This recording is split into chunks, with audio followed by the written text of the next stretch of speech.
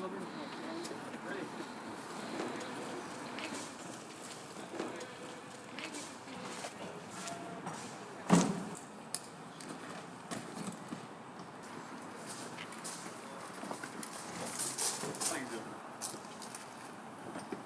we're here at the installation of my ringing banners. I'm Edward Bruce, and I'm the artist who created ringing banners, which are 33-metre long banners, and they're installed in St Mary's Cathedral in Edinburgh, and they are part of an installation for the Edinburgh Festival in 2025.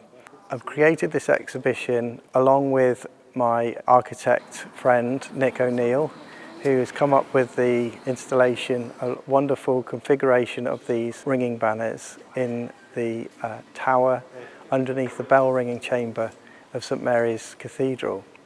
My name's Nick O'Neill. I'm an architect, and I am part of the collaboration for Ringing the Changes. It's a collaboration with artist Edward Bruce. He created them back in 2008 for Liverpool's City of Culture, and they've been in storage ever since. So it was my ambition to resurrect the banners and display them again to the public and do justice to these fabulous artworks. So I approached St Mary's Cathedral a year ago with the proposal. I was amazed and thrilled that they were receptive to the idea.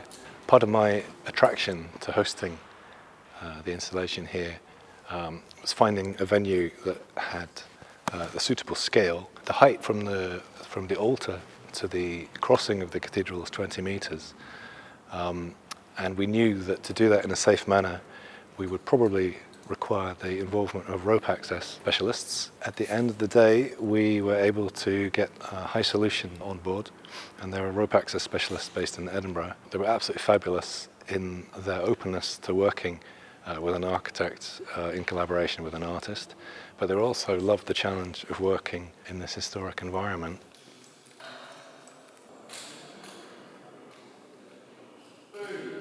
The whole thing was designed using rock climbing equipment, and that was important because we weren't allowed to make any technical fixings or permanent fixings into the listed structure. So everything that we designed was removable. We used petzl pulleys and semi-static rope, carabiners, really standard kind of stuff that the rope access specialists would be familiar with, and would allow us to use almost like a hoisting system. So once we'd rigged the cathedral, which took a long time, then the final act of hoisting the banners, almost like sails, into position was relatively straightforward.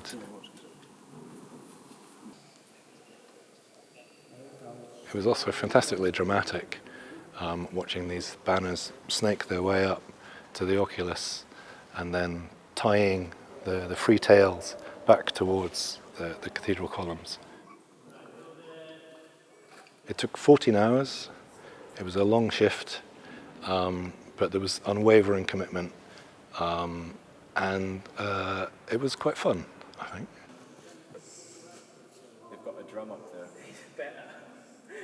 I'm going to explain a little bit about how the ringing banners were made. The patterns were called methods. These are representing each bell, so each colour represents a bell. So patterns are read from top to bottom, from left to right, and they're rung in sequence. To ring a whole sequence could take many hours, so many bell ringers actually just ring a quarter peal, so that's a quarter of the method. On the left-hand side you'll find the higher tone, which is the treble bell, and on the right-hand side is the lower bell, which is the tenor bell. The sequences are very beautiful. It's almost like the sound is being woven together when you hear the church bells ringing. And this gave me the idea to create a woven piece.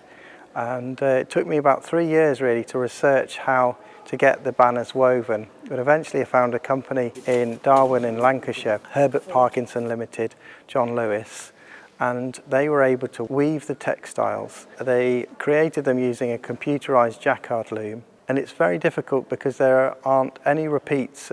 All the permutations are there in the banners. So it was a lot of information for the computer to memorize. They have lots of interesting colors and there's a metallic yarn in there. So they should catch the light very beautifully and connect very much to the lovely windows by Edoardo Palazzi.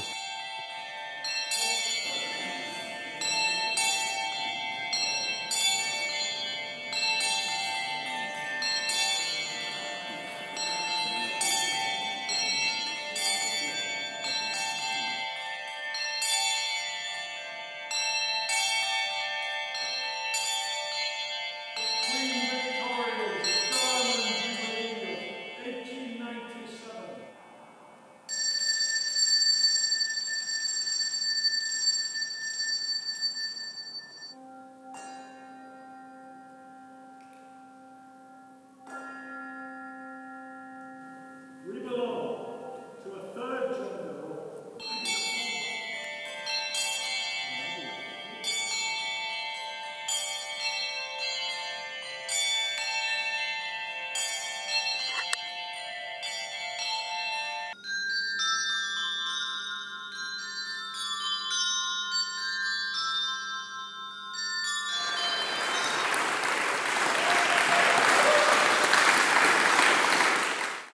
Here we have the cathedral. This is a section through the cathedral and the nave. And this shows us the arrangement of the banners, the ringing banners.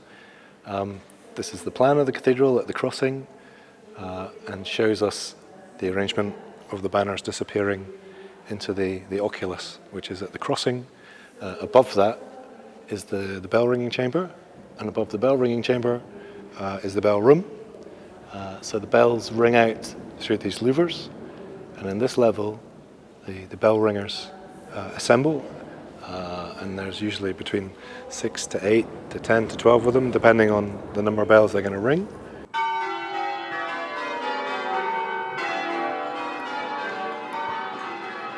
The patterns are rung by bell ringers across the UK and in America, also in Australia, New Zealand. It's called change ringing, where the bell ringers are ringing up to 12 bells. They're all following patterns which create a sound which is very familiar to many people, maybe on a Sunday or special occasions like weddings.